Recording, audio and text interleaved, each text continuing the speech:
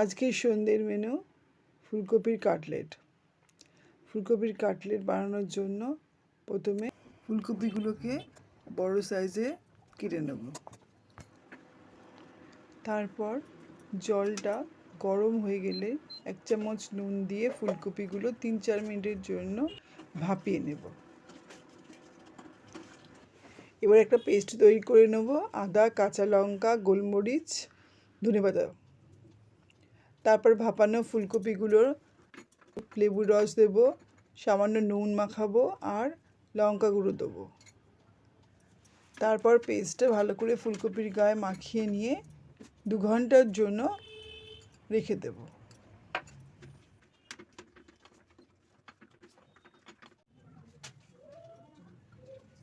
এবার একটা ব্যাটার তৈরি করে নেব।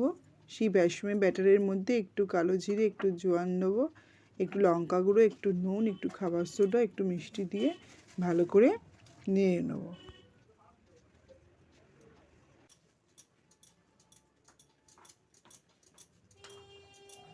বেসমের ব্যাটারটা যেন খুব বেশি পাতলা না হয়, এইরকম রাখতে হবে।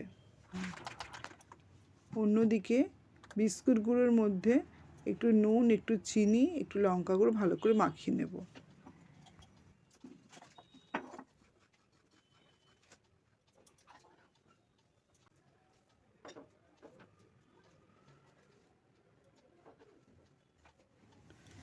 এবার একে একে ফুলকপিগুলো বেসমের মধ্যে মাখিয়ে বিস্কুট গুঁড়োর মধ্যে কোট করে নেব।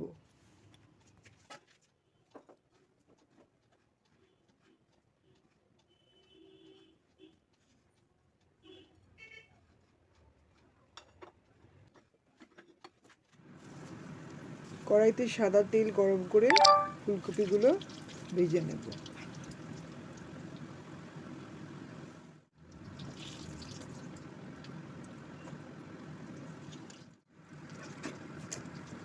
ফুলকপির দুদিকেই লাল করে ভেজে নেব।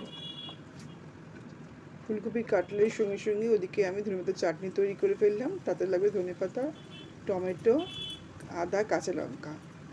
পেস্ট হয়ে গেলে তার উপরে একটু নুন আর পাতিলেবু, 1 চামচ দই আর একটু তোমার চিনি, তারই তৈরি ধনেপাতার চাটনি তৈরি হয়ে গেল। গরম গরম ফুলকপির কাটলেট সঙ্গে ধনেপাতার চাটনি।